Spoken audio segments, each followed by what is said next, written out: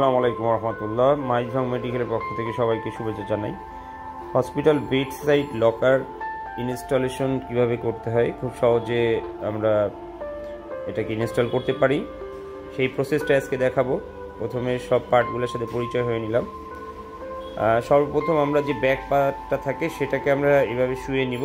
এরপরে দুই পাশে যেই সাইড বার থাকে, সাইড বারটাকে আমরা প্রথমে ভিডিওতে যেভাবে দেখাচ্ছি সেইভাবেই আপনারা ফিটিং করে নেবেন।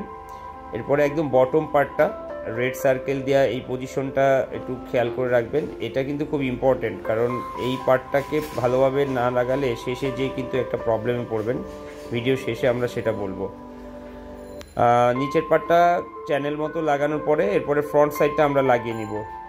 তারপরে আমরা উপরের যে টপ সাইড সেটাকে এইভাবে মেজারমেন্ট করে জাস্ট হাতের মাধ্যমে আমরা 2-3টা থাপ্পড় বা কিলঘুষি দিয়ে আমরা লাগিয়ে ফেলতে পারি। খুব ইজি, এটা হাত ব্যবহার করে আমরা সহজে লাগিয়ে নিতে পারি। চাইলে আপনারা রাবার হ্যামার ইউজ করতে পারেন। তো প্রথমে আমি বলেছিলাম যে নিচের পার্টটা খুব ইম্পর্টেন্ট, রেড ব্লিম দিচ্ছে, এইটা কিন্তু এইভাবেই ফিটিং হতে হবে, আদারওয়াইজ কিন্তু আপনার যেই সামনের ডোরটা আছে সেই ডোরটা কিন্তু লাগবে না, ওটা খুলে যাবে। যখনই আপনি লাগাবেন সেটা খুলে যাবে। এরপরে ফাইনালি আমরা ড্রয়ারটা লাগিয়ে দিব।